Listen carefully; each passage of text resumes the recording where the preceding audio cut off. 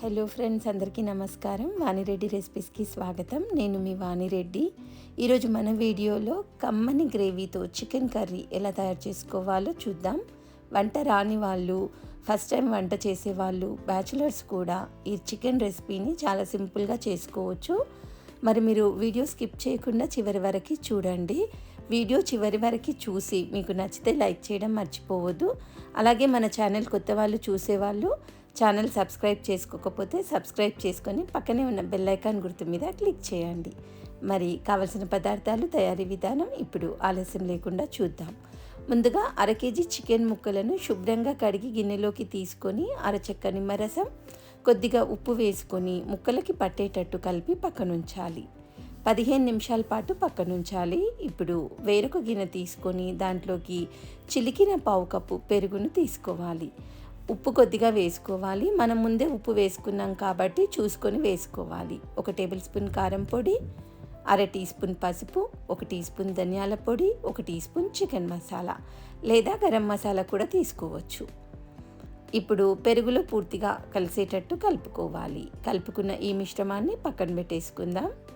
Mixie జార్లోకి 4 లవంగాలు, చిన్న దాల్చిన ముక్క 2, 3 ఇలాచీలు, 1/2 టీ స్పూన్ జీలకర్ర, దాంతోపాటు 1/2 టీ స్పూన్ సాజీర వేసుకొని మెత్తగా మిక్సీ పట్టుకొని తయారు చేసుకున్న మసాలా పౌడర్ని కూడా పక్కన పెట్టుకుందాం.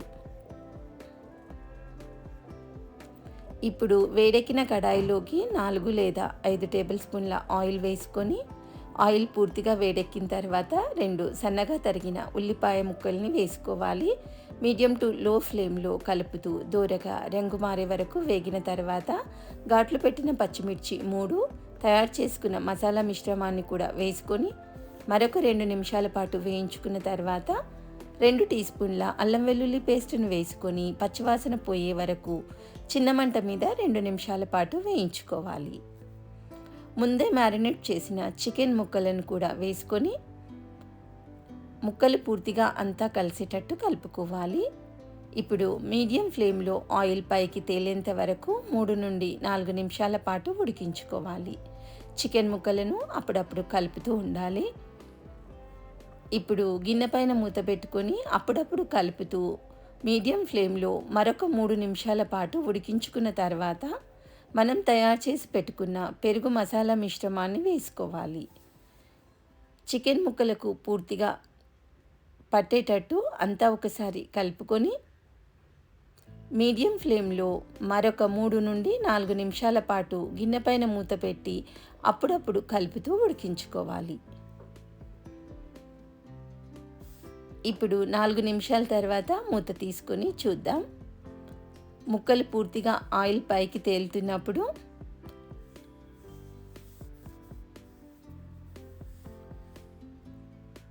1 కప్పు నీళ్లను పోసుకోవాలి. అంటే సుమారుగా ఇక్కడ నేను 1/2 లీటర్ నీళ్లను తీసుకున్నాను.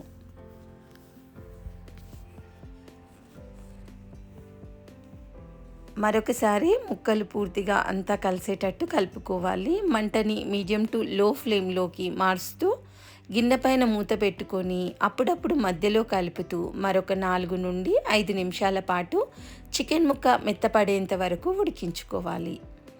ఇక్కడ నేను 5 నిమిషాల తర్వాత ఆయిల్ పూర్తిగా పైకి తేలుతుంది కదా. ఇప్పుడు ముక్క కూడా మెత్తబడిన తర్వాత తరిగిన గుప్పెడు కొత్తిమీర ఆకులను వేసుకొని స్లో ఫ్లేమ్లో 2 నిమిషాల పాటు ఉడికించుకోవాలి.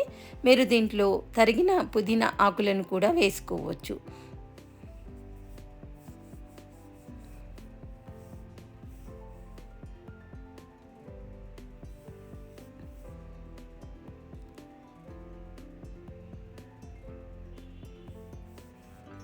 తరిగిన కొత్తిమీర ఆకులు వేసుకొని 2 నిమిషాలు ఉడికించుకున్నాం కదా. ఆయిల్ పూర్తిగా పైకి తేలింది. ముక్క కూడా మెత్తబడిన తర్వాత వీడియోలో చూస్తున్న విధంగా చిక్కటి గ్రేవీ తయారైపోయింది కదా. ఇప్పుడు మనం స్టవ్ ఆఫ్ చేసుకుందాం.